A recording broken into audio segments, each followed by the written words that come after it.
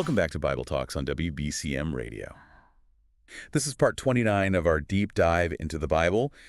How we do it here. We take a chapter, a theme, and unpack it all for you. Today we're picking up with Jacob's story in Genesis 29. Oh, it's a fascinating chapter, full of drama, romance, and those tricky family dynamics that never seem to go out of style. Okay, so Jacob has just fled from his brother Esau and arrives in Haran. He comes across a well with a big old stone on top. Yeah. And 3 flocks of sheep. Yeah. Just chilling nearby. What's the significance of this well and why all the sheep? Wells in ancient times were like the social media of their day. It's where people gathered, exchanged news, and maybe even found a spouse. So it wasn't just about getting water, it was a whole scene. Exactly. And the fact that there are 3 flocks waiting suggests that this was a popular spot, a central meeting place for the community. Got it. So enter Rachel's stage right. And Jacob, being the love-struck guy he is, rolls that massive stone away himself.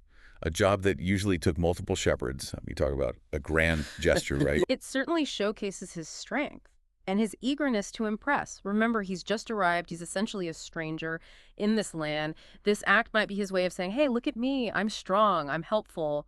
I'm husband material. He's making a statement, for sure. But it's not just about brute strength, is it? He also reveals his family ties to Laban, Rachel's father. Ah, yes. Kinship was everything in that culture. You weren't just an individual. You were part of a larger family unit. And that connection carried a lot of weight. Jacob, emphasizing his relationship to Laban, establishes a sense of trust and obligation. So he's playing the family card. Smart move, Jacob. Yep. And then he makes this crazy deal. 7 years of labor in exchange for Rachel's hand in marriage. 7 years. What does that tell us about Jacob and about the norms of that time? Well, it definitely tells us he's smitten. 7 years is a considerable commitment. This shows us that marriage wasn't just about love. It was a social and economic contract. Bride prices or dowries were common. And in this case, Jacob's labor is the price he's willing to pay. Wow. So he's all in. But then comes the twist.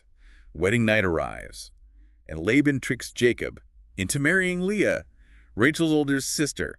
Seriously, Laban, what was he thinking? Well, it's easy to judge Laban as a straight-up deceiver, and he certainly was being manipulative. But we need to remember the cultural context. It was considered improper to marry off a younger daughter before an older one. So he might have felt like he had to pull a fast one on Jacob to follow social protocol. Possibly, but it does make you wonder, doesn't it? Was he truly bound by tradition, or was this a convenient excuse to get 7 more years of free labor out of Jacob? Ooh, good point. I mean, Jacob did arrive with pretty much nothing, and now he's this valuable worker. Maybe Laban saw an opportunity and took it. What do you think? Was Laban just a shrewd businessman or something more sinister? It's hard to say for sure. Laban's character is a bit of an enigma. He's portrayed as both welcoming and cunning.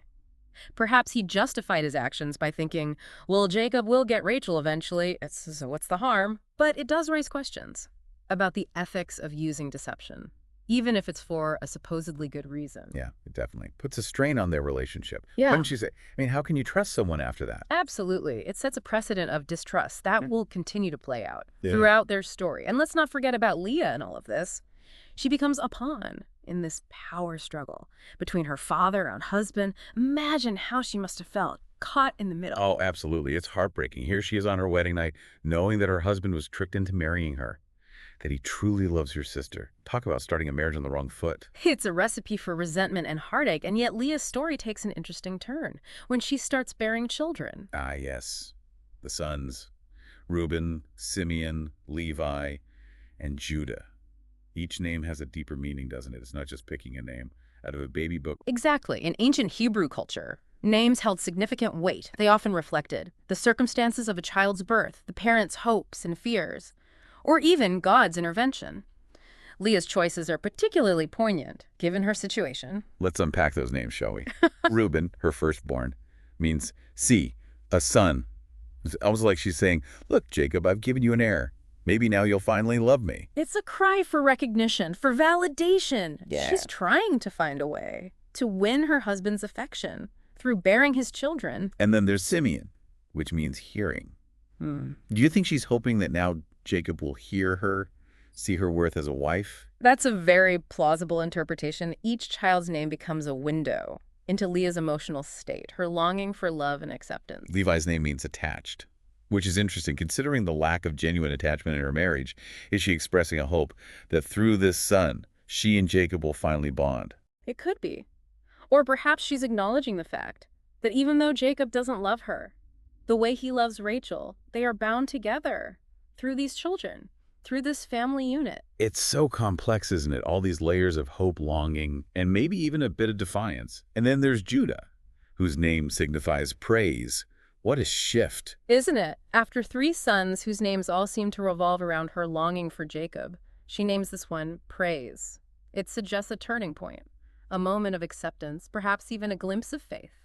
Do you think she's finally finding peace with her situation, realizing that her worth isn't tied to Jacob's love, but to something greater? That's certainly a possibility. It raises the question of whether Leah finds solace in her faith and God's plan, even if that plan includes a less than ideal marriage. It makes you wonder, doesn't it? Where does she find strength in all of this? Is it her children, her faith, or maybe a combination of both?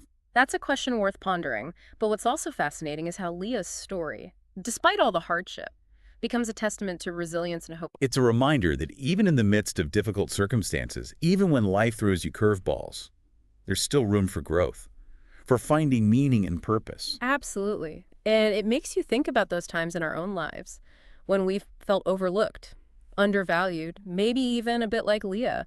Where do we find our strength? What helps us to keep going, to find those glimmers of hope? It's amazing how much we can learn from Leah, even though she doesn't get as much attention as some of the other biblical figures. Absolutely. She's often overshadowed by Rachel, but her story offers profound insights into themes of resilience, faith, and finding purpose amidst challenging circumstances. Speaking of Rachel, she's facing her own set of trials. She's the beloved wife, but she's also barren, unable to give Jacob the children he desires. It's a poignant contrast, isn't it? Leah, who longs for love but is blessed with children, and Rachel, who has love but yearns for children. It highlights the complexities of human desires and the ways in which life rarely unfolds according to our expectations. It makes you think about the different ways we define success and happiness. Maybe there's no one-size-fits-all formula. Precisely. And it also raises questions about God's role in all of this. Why does he allow these struggles? Why does he seem to favor one over the other? These are tough questions. It's easy to get caught up in the human drama. But it's important to remember that there's a divine element at play as well. Exactly. And while we may not always understand God's ways, we can trust that he has a plan, even when it seems messy or unfair, from our limited perspective. It's a reminder that faith isn't about having all the answers. It's about trusting in God's goodness and sovereignty, even when we don't see the whole picture. And perhaps that's one of the key takeaways from Genesis 29. It's a chapter filled with twists and turns, betrayals and reconciliations.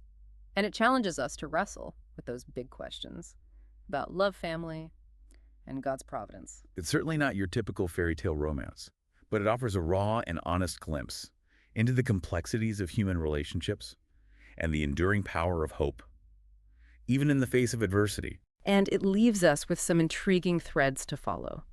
How will Jacob navigate his feelings? For both Leah and Rachel, what will become of these sons, whose names foreshadow their destinies? How will God's plan continue to unfold? Well, that's our deep dive into Genesis 29. It's been a journey full of surprises and insights. And remember, this is just the beginning. We'll continue to unravel this incredible story as we delve deeper into the book of Genesis. Don't forget to like, share, and subscribe to Bible Talks on WBCM Radio for more insightful discussions on Scripture. You can find us on YouTube at www.youtube.com at Radio WBCM and on all your favorite podcast platforms. We'd love to hear your thoughts on this episode. What resonated with you? What questions did it raise for you? Leave a comment and let's continue the conversation. Thanks for joining us, and until next time, may God bless you.